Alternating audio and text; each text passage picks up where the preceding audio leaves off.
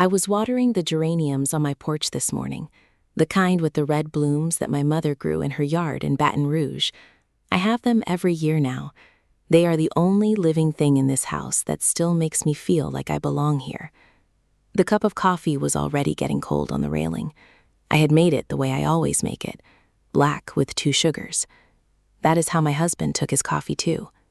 43 years of the same coffee, 43 years of the same kitchen, 43 years of calling someone's name and hearing them answer from the next room.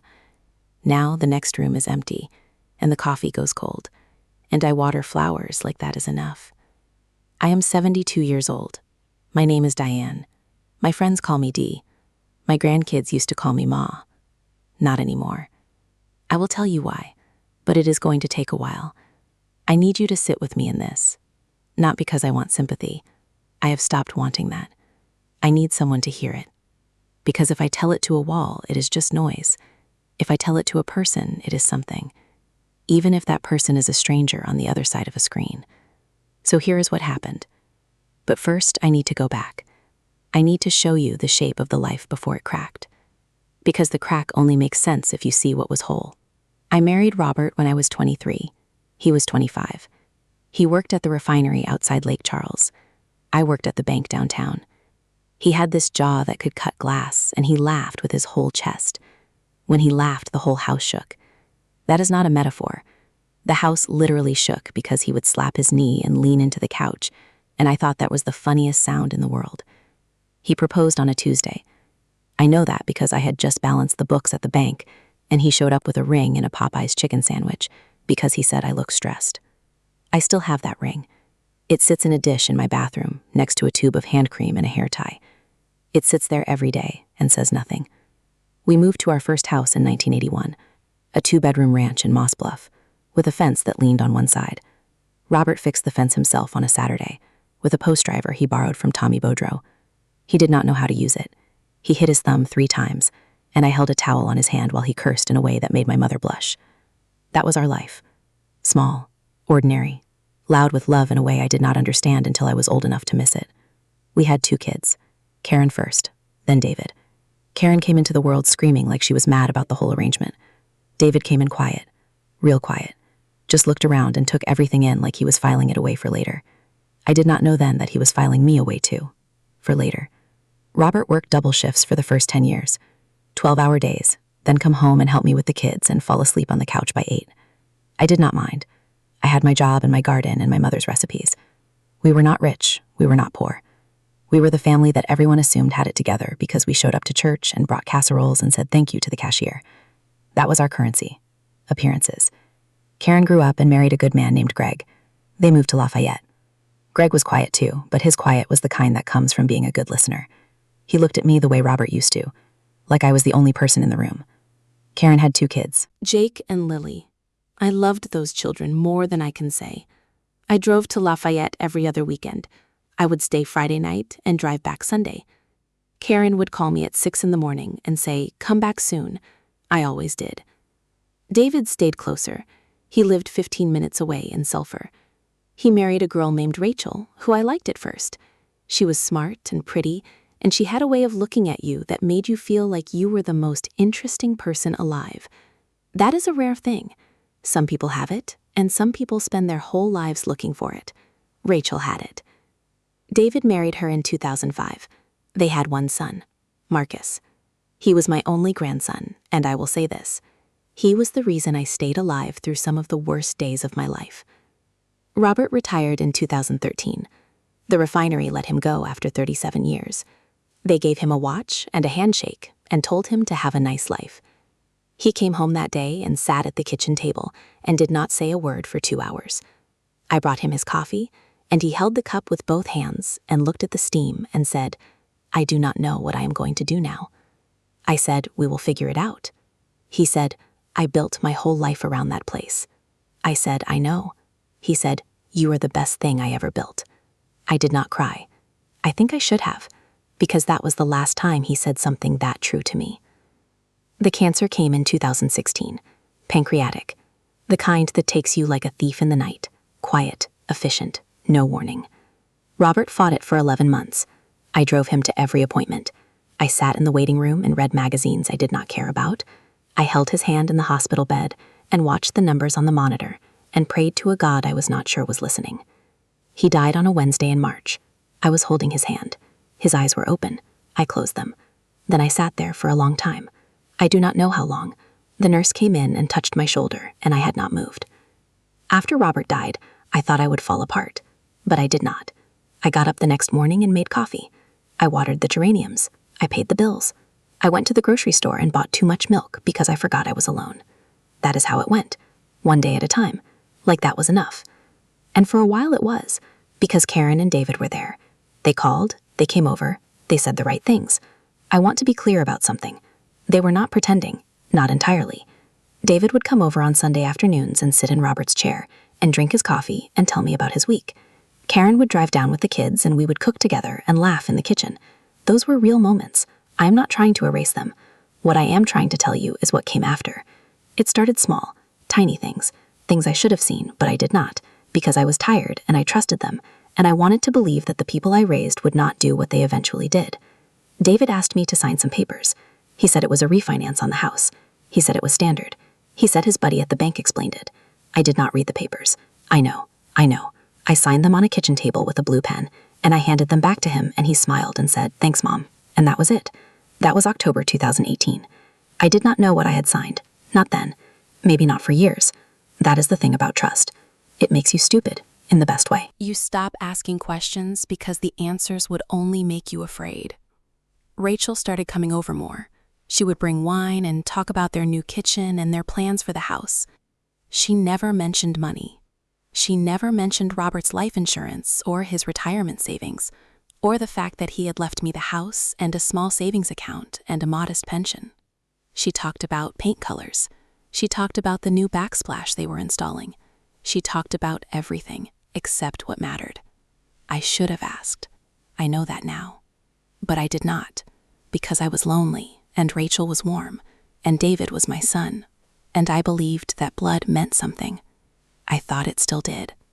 I was wrong. The first time I noticed something off was in February 2019.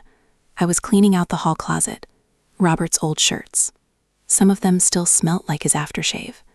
I found a folder behind a box of Christmas lights. Inside were bank statements, not mine, David's. And on one of them there was a wire transfer, $60,000, going from Robert's account to a business that I had never heard of, a company called Meridian Holdings.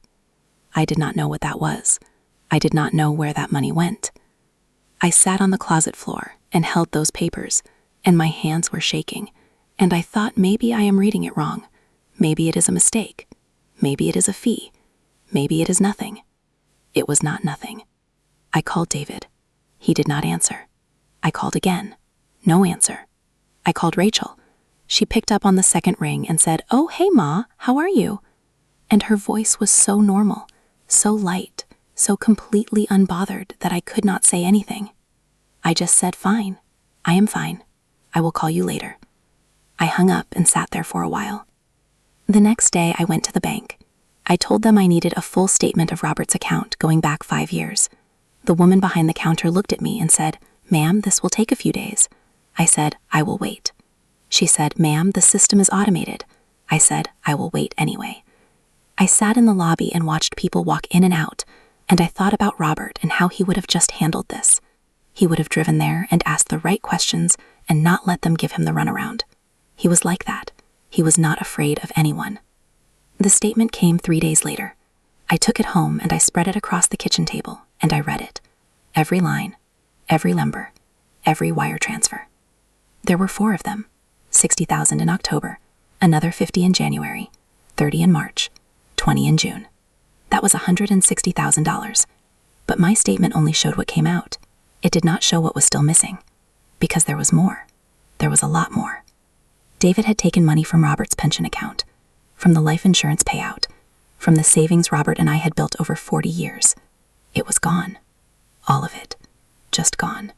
Wires to a company that did not exist anymore. A shell company. A name on a piece of paper that led nowhere. I drove to David's house that afternoon.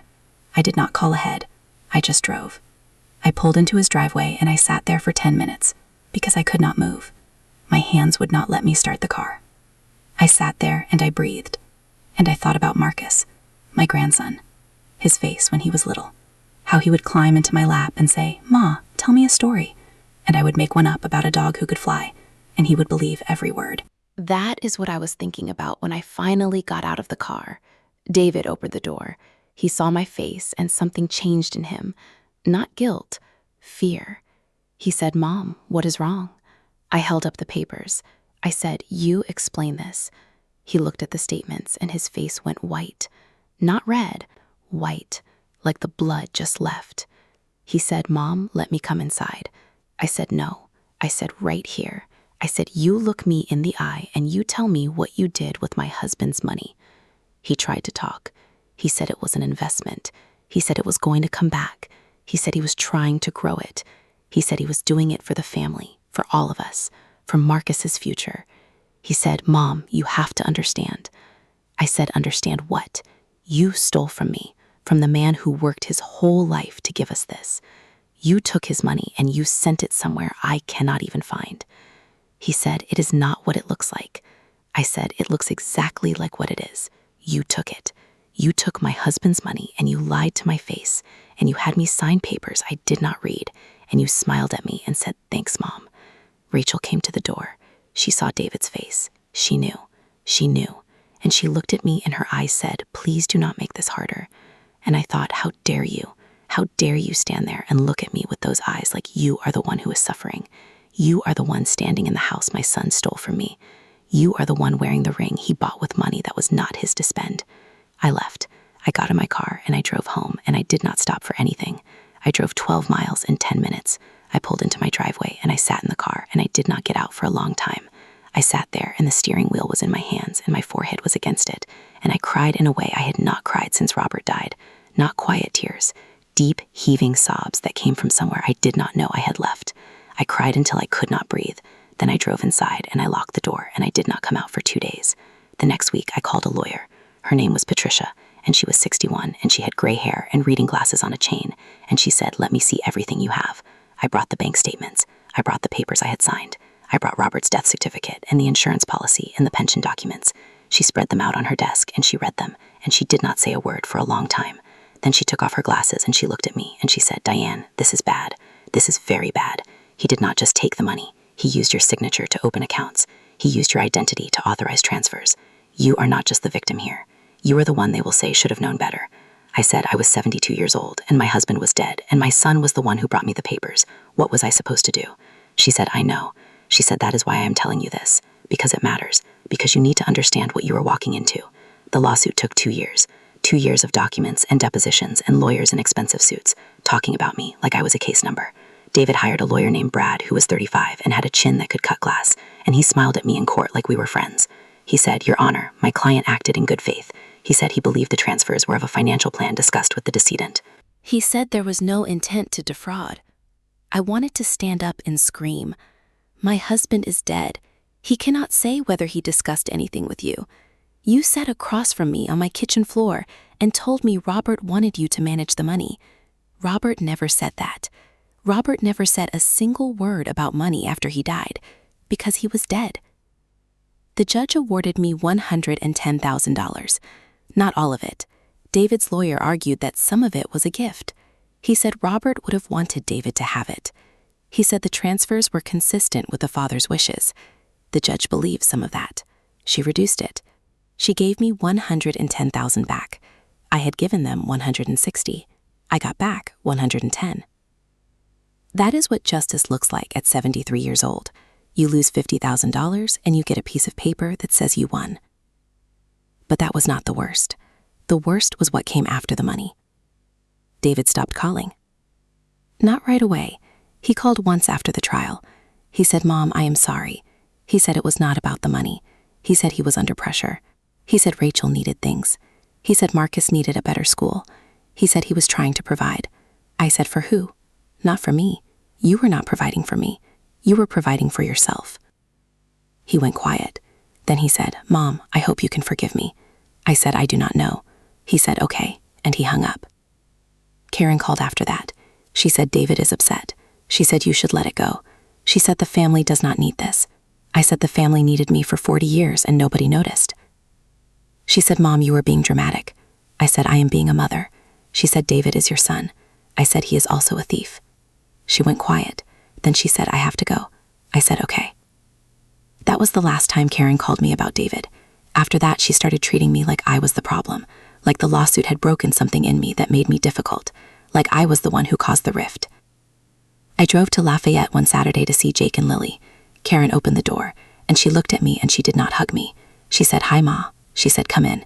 She did not say sit down. She did not say I missed you. She said the kids are at their friend's house. I stood in her living room and I looked at the family photos on the wall, and Robert's face was not in any of them. I had brought one once and she had put it in a drawer and never mentioned it. I looked at that wall and I understood something. I was not family anymore. Not to her, not really. I was a name on a holiday card, a body at a dinner table, a woman they tolerated because the alternative was guilt. Rachel sent me a text one night in November. I do not know why I opened it. Maybe I was looking for something. Maybe I was hoping for something. The text said, David says he is done talking about it. David says you should move on. David says the kids are confused. Rachel says she hopes you understand. I read that text 11 times. Each time it felt different. Each time it cut deeper. The kids. She meant Marcus, my grandson, my reason for staying. She was using him as a weapon. She was saying, look what you were doing to this child. You are making his father look bad. You are making this family look bad. You are the problem. You are the old woman who will not let go. I did not respond. I put the phone down and I went to bed and I laid there in the dark and I listened to the house breathe. That is what it sounds like when a house is empty. It breathes, slow and steady and indifferent, like it does not care who lives in it, like it has seen 100 people come and go, and it will see 100 more. I pulled the covers up and I pressed my face into the pillow, and I thought about Robert. I thought about his laugh. I thought about the way he held my hand in the hospital. I thought about all the mornings I made his coffee and he was already awake and humming something, and I would say, you are up early. And he would say, I could not sleep because I kept thinking about how lucky I am. I held on to that. I held on to that because it was the only true thing left. Christmas that year was at Karen's house. I went because I thought I should. I made a casserole. I brought Robert's photo in a frame. I set it on the table and nobody said anything about it. Jake and Lily came in and said, Hi, Ma, and kissed my cheek, and that was good. That was real. But Karen kept looking at her phone. Greg kept checking the game on his phone. The conversation was about David and how he was not coming, and how that was too bad, and how the family was stressed, and how we should all just try to get along. I sat there with my casserole and my photo, and I realized that I was the only person at that table who still loved the man in the frame. Everyone else had moved on. Not because they were cruel, because that is what people do. They move on. They bury the dead and they rearrange the furniture and they put new photos on the wall and they call it healing. I stopped going to Lafayette after that. I stopped going to Gated House. I stopped calling. I did not do it because I was angry. I did it because I was tired. I was so tired of being the person they called when they needed something and forgot when they did not. I was tired of being the ATM with a pulse. I was tired of being the babysitter and the nurse and the bank and the therapist and the mother who was supposed to be grateful that they still spoke to her. I was not grateful. I was grieving. I was grieving my husband and my family and the version of my life that I thought I had. The house got quieter. The geraniums still bloomed. I still made coffee every morning. I still watered the plants and folded the laundry and went to the grocery store. But the grocery store trips got shorter. I would walk up and down the aisles and not see anything I wanted to buy. I would stand in the cereal aisle for 5 minutes and then put the basket back and go home. I would sit at the kitchen table and look at the wall and count the cracks in the plaster. There were 7. I counted them every day. 7 cracks in a plaster wall, in a house that my husband built his life inside. 7 cracks that I traced with my finger like a map to somewhere I could not reach. My sister called one day. Her name is Gloria and she lives in Houston now. She said, Diane, I hear you are not doing well. I said, I am fine. She said, I talked to Karen. I said, why? She said, because she is my niece and I worry. She said, Diane, you have to let it go. You have to forgive him. You are carrying this like it is yours to carry. I said, it is mine. It was my money. It was my husband's money. It was our life. She said, everyone makes mistakes. I said, David did not make a mistake. He made a plan. She went quiet. Then she said, I just want you to be okay. I said, I know. I hung up and I did not call her back. Here is what I know now, after all of this. After the money and the silence and the holidays alone and the phone that does not ring, I know that I gave everything I had to those people. Everything. My time, my energy, my years, my love, my money, my husband's money, my peace. I gave it all, and I did not keep a single receipt, not one. I just handed it over and smiled and said, of course I will watch the kids. Of course I will come help. Of course you can use the money. Of course I do not need anything back. I said of course so many times that it lost its meaning. It became a reflex, a habit, a way of being that I did not even think about anymore.